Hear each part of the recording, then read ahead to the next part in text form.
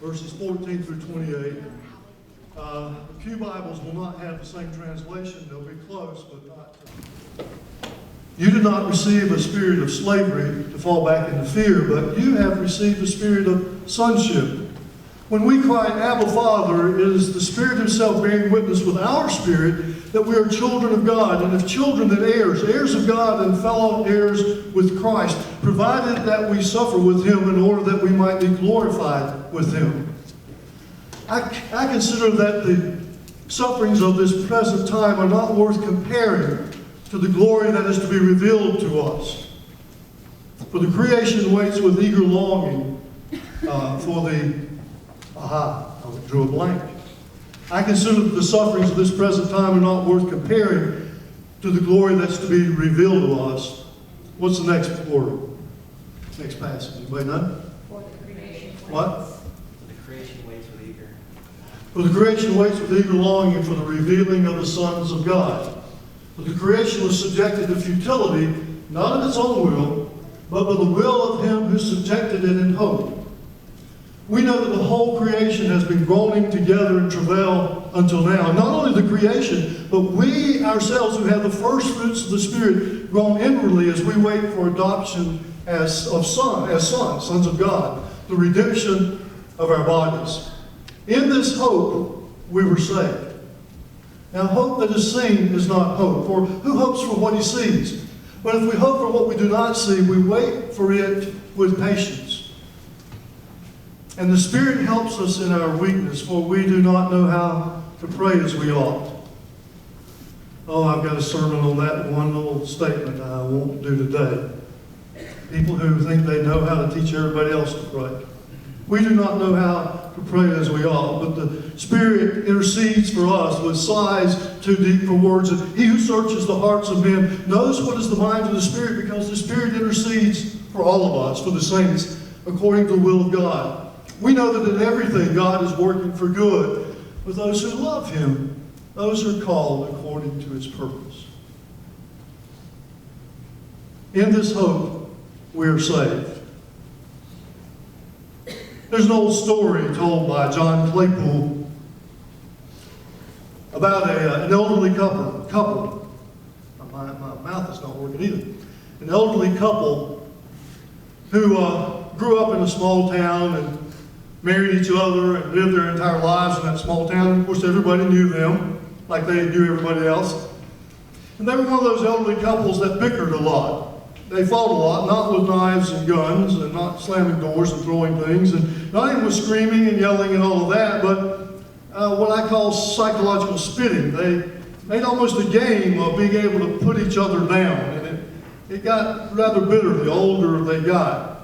Well, one day the 80-something-year-old woman had a massive heart attack, was rushed to the local hospital, and the family doctor went immediately as soon as he heard about it. And when the husband, older man, the husband finally got there, the doctor who had known both of them all their lives came out to talk to him, and the husband said, "Doc, is there any hope?"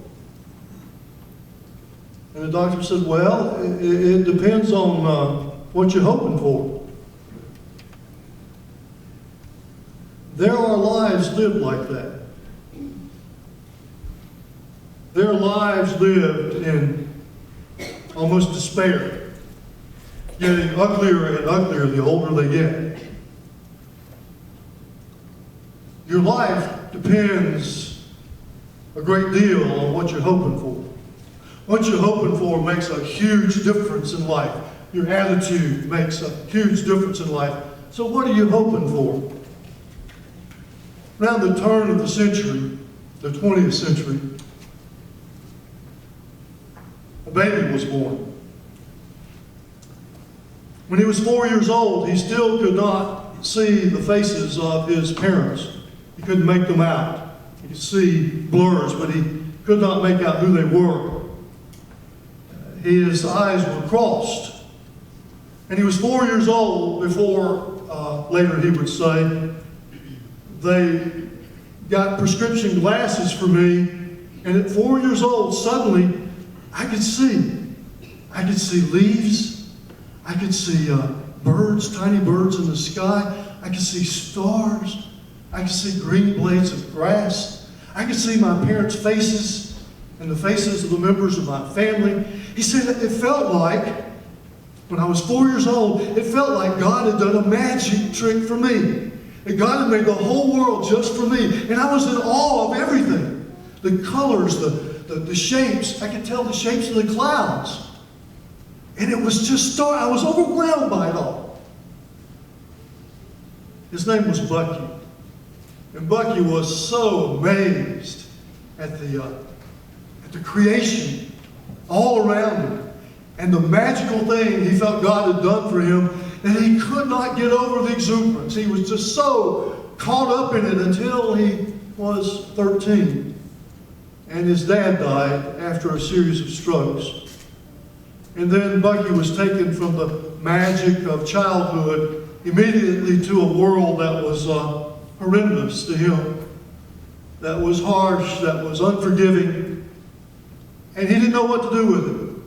He was torn all to pieces by it. His emotions went up and down his entire teenage years. But somebody in the family was able to get connections enough for him that he was admitted to Harvard University. So Bucky went, even though he wasn't emotionally prepared to be in college. And when he got there, he was this kind of quirky, odd kid that folks thought was a little bit funny to be around, but he was really smart in a lot of ways. Yet, because of all the emotions stirring in him, he took it to heart and he alienated himself from other folks and then thought he was alienated, thought he was being cut off when he really wasn't. But that kind of attitude just kind of spiraled with him, and he began to act out in reckless ways. So before the midterms of his freshman year at Harvard, he went to the bank and he withdrew all his college fund. And he went to New York City and he got himself a room in one of the best hotels in town. He went to the Ziegfeld Follies that night. He became enamored with, infatuated with the star of the Ziegfeld Follies. So he came back the next night and he sent her roses and 5 bottles of champagne. And then he did something that was so reckless it would forever change his life. He took the entire cast, the dancers, everybody, the stage people, everybody. He took them all out to the fanciest hotel, fanciest restaurant in New York. He spent so much money, he exhausted all his college funds, ran up a debt so high that it would take his family years to repay the debt. And things got worse after that. When he went back to school, he couldn't obey the rules. He could not respect the established authority to the point that Harvard expelled him. Well, he went back home. They gave him a second chance. They had to expel him again. At that time, his mother gave up on him in a way. She sent him to work in a factory in Connecticut, which was probably the best thing that had happened to his life. Because Bucky had a mechanical kind of mind, and when he started working in the factory and had no other option but to do that, he began to notice the machines in the factory, and his mind began to create other machines, and he began to draw, to sketch and draw again and again and again. He got so absorbed with it that the people in the factory began to take notice. And he began to get promotion after promotion, and he did so well that his family welcomed him home. They were back in he was back in their good graces again.